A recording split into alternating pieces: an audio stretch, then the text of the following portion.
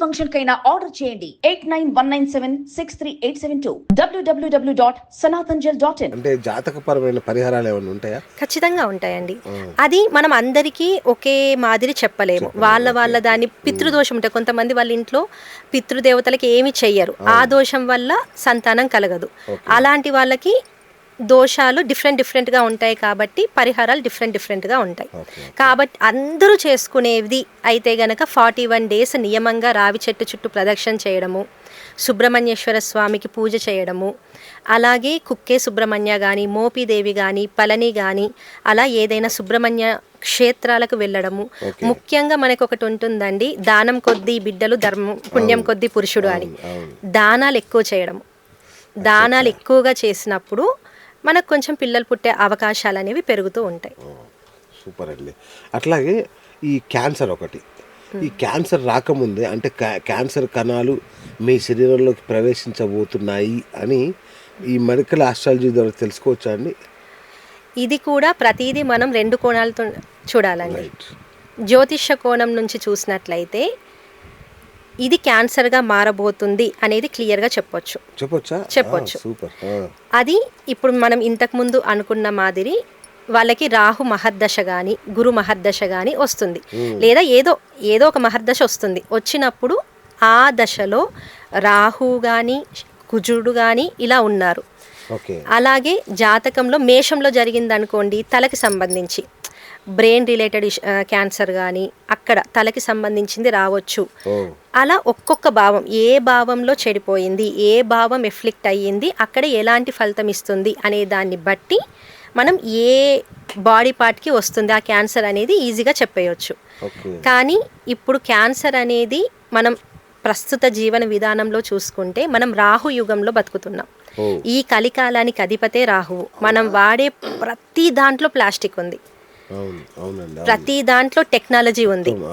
కాబట్టి రాహు యొక్క ప్రభావం ఎక్కువ అవుతున్నప్పుడు క్యాన్సర్ అనేది ఈజీగా వచ్చే ఛాన్సెస్ అందరికీ అవుతున్నాయి. 10లో 8 మందికి క్యాన్సర్ వస్తుంది. సో దాన్ని నిర్ధారించవచ్చు. ఓకే. ఇంకొకటి మేడం, ఈ రాహుకేతువులు, రాహు అధిపతి అంటున్నారు మీరు. సో ఈ రాహుకేతువులు ఛాయాగ్రహాలు కదా. సో ఈ కొందరికి ఎన్ని టెస్టులు చేసినా కూడా ఏ రోగం ఉన్నదో బయటపడదు. కానీ సడన్గా ఒకేసారి మీరు అన్నట్టుగా ఇంతకుముందు అన్నట్టుగా టక్కున వ్యాధి వస్తుంది, టక్కున చనిపోతుంటారు. అప్పటిదాకా వాళ్ళకి ఏముందో తెలియదు కూడా, స్కానింగ్ చేసినా కూడా. దీనికి రాహువే కారణమా? దీనికి కూడా ఇక్కడ రాహు ఏం చేస్తారంటే, ఇప్పుడు 6వ 8వ 12వ ఇల్లులు అన్నామండి. ఏదో రాహువు 6వ ఇంట్లో ఉన్నాడు, కన్ఫ్యూజ్ చేస్తాడు మనల్ని, నిర్ధారణ ఇస్తాడు, కానీ అది ఏంటో మనకు తెలియదు. కన్ఫ్యూజ్ ఇప్పుడు టెస్ట్లో ఒకటి వస్తుంది, నెక్స్ట్ చేపిస్తే ఇంకోటి వస్తుంది. అలా కన్ఫ్యూజ్ అనేది బాగా చేస్తాడు రాహు. అదే కేతు ఉన్నారు, అస్సలు అవ్వదు.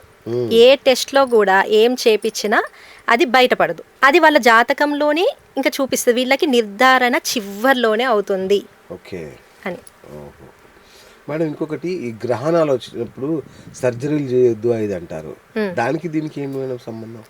ఇప్పుడు మనకి గ్రహణం అనే దాంట్లో ఏముందండి, చంద్రుడు, సూర్యుడు, రాహువు, కేతువు ఒకే రేఖలో ఉంటారు. అంటే ఎనర్జీ బ్యాలెన్స్ అనేది డిస్బ్యాలెన్స్ అయ్యింది. ఇక్కడ ఏదో విశ్వంలో ఉన్నది ఉన్నట్టుగా లేదు, తేడాగా ఉంది అనేది మనకు క్లియర్. చంద్రగ్రహణం కానీ సూర్యగ్రహణం కానీ ఏదైనా యూనివర్స్లో ఒక డిస్బ్యాలెన్స్ ఉంది, అవ్వట్లేదు. చంద్రుడు అనేది మనలో రక్త ప్రవాహానికి కారణం అన్నమాట. సూర్యుడు అనేది మనలో ఆ ఇమ్యూనిటీ పవర్కి కారణం.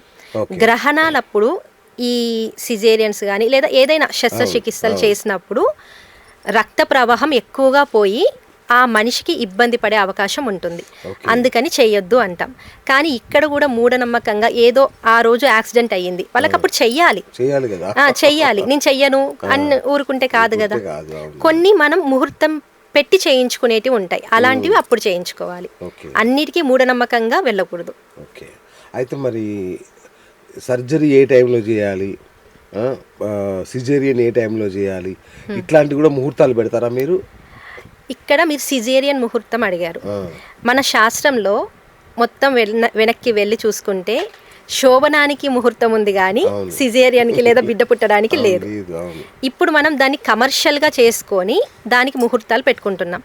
కానీ శోభన ముహూర్తం అప్పుడు అంటే ఒక జీవి పుట్టుక కారణం ఫస్ట్ ఆ గడియల్లోనే వాళ్ళు ఎప్పుడు బయటికి రావాలి, ఏ గడియల్లో బయటికి రావాలి అనేది డిసైడ్ అయిపోతుంది. మన చేతిలో ఏమీ ఉండదు. ఇప్పుడు కమర్షియల్గా మనం పెట్టుకుంటున్నాం కానీ అది తప్పు, అది పనిచేయదు. వాళ్ళు ఫలానా దివ్యమైన ముహూర్తం, దివ్యమైన రోజు అని వాళ్ళు సిజేరియన్ చేస్తున్నారు కదా, దానివల్ల ఏం ఉపయోగం లేదా అండి? వాళ్ళు ఆల్రెడీ ఆ టైంలో పుట్టాలని ఉంటే పుడతారు, అది దివ్యమైంది మనం చూసుకోలేదు. బయటకు వస్తారు కదా, ఇంకేముంటుంది అప్పుడే అండి. ఒకవేళ వాళ్ళు అప్పుడు రావద్దు అనేది ఉంది ఆ బేబీకి, మనకి మత్తు ఇంజెక్షన్ వల్ల అయినా రారు, కరెంట్ అయినా పోతుంది, ఏదో ఒక ఆటంకం వల్ల ఆ ముహూర్తం దాటిపోయినాక పుడతారు వాళ్ళు, లేదా ముందు పుడతారు. అలా కూడా ఉంటుంది. నేను చూసిన ఒక లైవ్ ఎగ్జాంపుల్లో వాళ్ళు అలా ముహూర్తం పెట్టుకున్నారు. అప్పటికి చెప్పాం ఈ ముహూర్తంలో పుట్టారు, కొంచెం ముందే పుడతారు అని, కానీ ఆ టైంకే కావాలని పెట్టుకున్నారు. ఆ బేబీ మొత్తం మనకి ఫ్లూయిడ్ అంతా పోయి ఒక గంట సేపు ముందే పుట్టారు. అట్లాగే మేడం చాలా మంది కోమాలో ఉంటారు, అట్లాగే లేదంటే కొందరు ఐసీయూలో ఉంటారు, ఇక చివరి దశన అన్నట్టుగా ఐసీయూలో ఉంటారు. వీళ్ళను జాతకాలు చూసి వీళ్ళు బతుకుతారా, ఎప్పుడు లేస్తారు, వీళ్ళకు ఆయుర్దాయం ఎంత ఉంది అనేది నిర్ధారించగలుగుతామా మనం?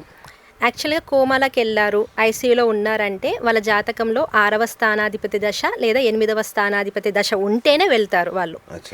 కాకపోతే మనం జాతకం చూసినప్పుడు ఏం చెప్పొచ్చు అంటే లగ్నాధిపతి బలంగా ఉందనుకోండి, లేదా 6వ స్థానాధిపతి కొంచెం అఫ్లిక్షన్ ఉన్న గురుబలం ఉంది, గురువు చూస్తున్నాడు అన్నప్పుడు చెప్పొచ్చు వీళ్ళు బయటికి వస్తారు, ఏం పర్లేదు అని.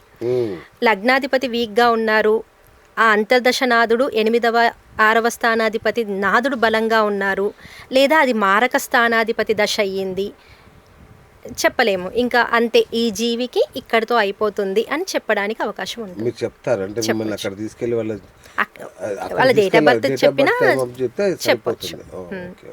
ఒకవేళ వాళ్ళకి ఏమైనా ఛాన్సెస్ ఉన్నాయి అంటే గురువు చూస్తున్నాడు, లేదా ఏదైనా పాసిబిలిటీ ఉంది, మహామృత్యుంజయ హోమం కానీ లేదా ఏదైనా హోమాలు చేసినప్పుడు ఏమైనా ఛాన్స్ ఉండొచ్చు, దైవ బలం వల్ల బతకొచ్చు అని కూడా చెప్పొచ్చు. ఇంకొకటి మేడం, చాలా మంది గర్భిణీ స్త్రీలు భయపడుతుంటారు, పుట్టబోయే పిల్లలు ఏదైనా జన్యు లోపాలతో కానీ ఆటిజం అనే వ్యాధితో కానీ పుడతారేమో అని టెన్షన్ పడుతుంటారు. సో అట్లాంటి వాళ్ళకి మనం ముందే ఏమన్నా చెప్పొచ్చా మేడం, పుట్టబోయే పిల్లల ఆరోగ్యం ఇలా ఉంటుంది అని ఏమన్నా నిర్ధారించవచ్చా మనం? తల్లిదండ్రుల యొక్క చార్ట్ చూసినప్పుడు, హారోస్కోప్ మనం చూసేటప్పుడు 5వ స్థానాధిపతి ఎక్కడైనా 4లో కానీ 6లో కానీ 8లో కానీ 12లో కానీ వెళ్ళారనుకోండి, ఖచ్చితంగా వీళ్ళకి పుట్టబోయే సంతానంకి కొన్ని ఆరోగ్య సమస్యలు ఉంటాయి అనేది మనం ముందే చెప్పొచ్చు. ఇక్కడ ఆటిజం అనేది మీరు తీశారు, ఆటిజం అనేది ఈ రోజుల్లో మేము స్టడీ చేసేటప్పుడు, ఆస్ట్రాలజీ నుంచి స్టడీ చేసేటప్పుడు దానికి ప్రధాన కారణం మన జీవన విధానమే.